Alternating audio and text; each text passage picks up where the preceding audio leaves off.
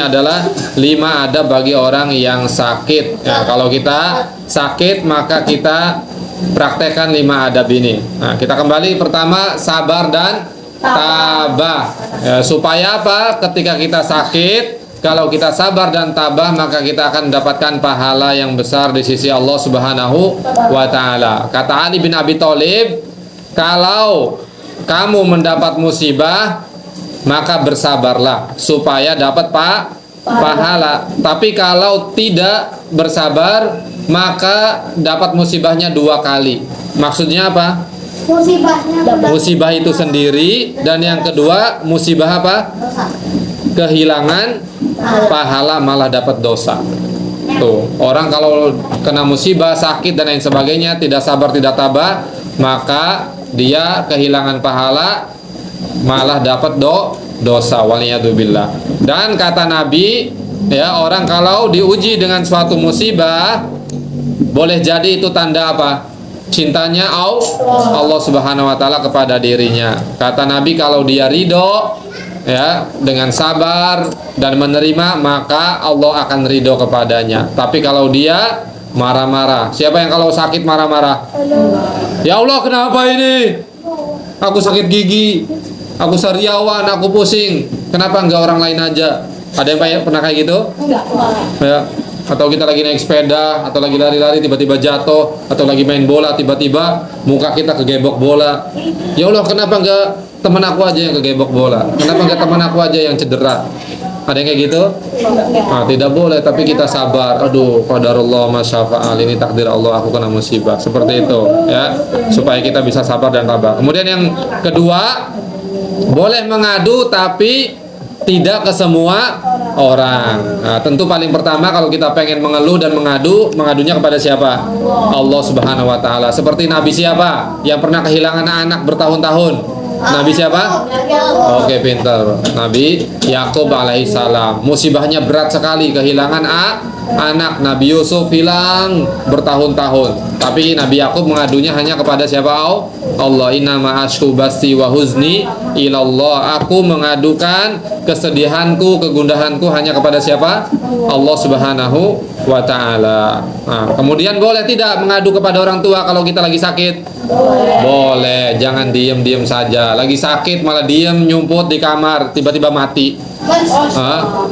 Jadi kalau ada yang sakit, lapor ke ayah, ke bunda, ke abi, ke umi. Abi, perutku sakit. Biar nanti diperiksa. Abi, hidungku mampet. Biar diperiksa. Abi, kepalaku sakit. Biar nanti diperiksa. Jadi boleh mengadu kepada orang tua. Karena Ustadz punya adik pernah. Adik Ustadz, dia sakit, demam tinggi, pusing dan lain sebagainya, tapi diam saja. Sampai akhirnya dibawa ke rumah sakit. Tuh, bahaya. Jadi kalau kamu sudah ngerasa ada yang sakit pada tubuh kamu, ngerasa panas badannya, langsung lapor ke orang tua supaya langsung bisa diobati. Kalau tidak lapor maka tambah parah, akhirnya dibawa ke rumah sakit, dibawa ke UGD. Ya, ini bahaya. Ya, jadi boleh ke orang tua mengadukan. Seperti siapa? Aisyah pernah mengeluh ke Rasulullah, warosa ya Rasulullah, kepalaku pusing. Kata Rasulullah apa? Warosa, sama kepalaku juga pusing. Jadi boleh kita melaporkan keadaan tubuh kita kalau ada yang sakit kepada orang tua atau kepada saudara kita atau kepada siapa saja yang ada di rumah, kepada keluarga kita, supaya ada yang ngebantu, ya. Terus kepada dokter juga boleh tidak? Nggak boleh. Misalkan Uwais berobat ke dokter, terus kata dokternya, Mas Uwais, apa keluhannya? Terus kata Uwais apa? Dokter, kata Ustadz Abdul, kita nggak boleh ngeluhnya sama Allah saja, ya. Nggak boleh gitu. Kalau ke dokter justru diadukan, dok saya, ya, misalkan, dok kepalaku pusing, nanti diperiksa sama dokter. Dok, perutku keroncongan, diperiksa sama dokter. Oh, ini mah belum makan selama 1 minggu, kasih makan, ya. Atau seterusnya, ya. Jadi boleh mengadu kepada dokter. Jangan malah ditanya dokter diem aja, nggak ada keluhannya apa. Ya, ngapain kamu datang ke dokter kalau nggak ngeluhin sesuatu, ya. Nah, terus berhusnudzon, prasangka baik kepada Allah. Oh Allah, berikan aku sakit ini pasti ada hikmahnya. Nah, kayak Uwais, ya, kena musibah qadarullah, jatuh dari atas genteng. Pasti ada apa? Ada apa Kak Wes? Ada hikmahnya, alhamdulillah. Pasti prasangka baik kepada Allah. Apa hikmahnya? Ya hikmahnya Kak Wes sekarang mungkin nggak berani lagi naik-naik ke genteng. Coba kalau misalkan Kak Wes tidak jatuh dari genteng, mungkin Kak Wes akan nyoba lagi naik yang lebih tinggi lagi. Ya, naik Monas, nanti terjun dari Monas. Ya.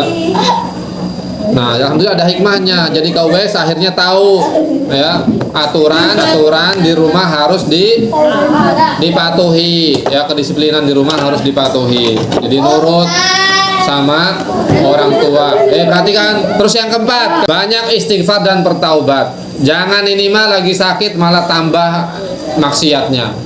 Ya.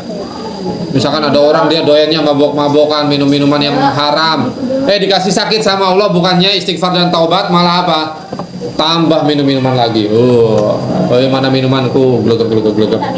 Tambah sakit. Waliyadzubillah. Nanti meninggal ya. Meninggal dalam keadaan maksiat bisa masuk neraka, waliyadzubillah. Jadi kalau lagi sakit harus apa? Banyak istighfar dan bertaubat. Kalau kalian sakit, jangan malah mainan HP. Apalagi nonton yang haram-haram, tidak boleh. Nontonin sesuatu yang tidak baik. Lagi sakit. Bayangkan kalau lagi sakit, tiba-tiba kalian bermaksiat. Ya dengan HP maksiatnya, tiba-tiba apa? Perhatikan. Tiba-tiba HP-nya meledak. Duar. Mati nanti waliyadzubillah. Ya. Jadi kalau lagi sakit itu peringatan dari Allah agar kita bertaubat kepada Allah dan istighfar, bukan malah tambah kenceng maksiat dan dosanya, tidak boleh.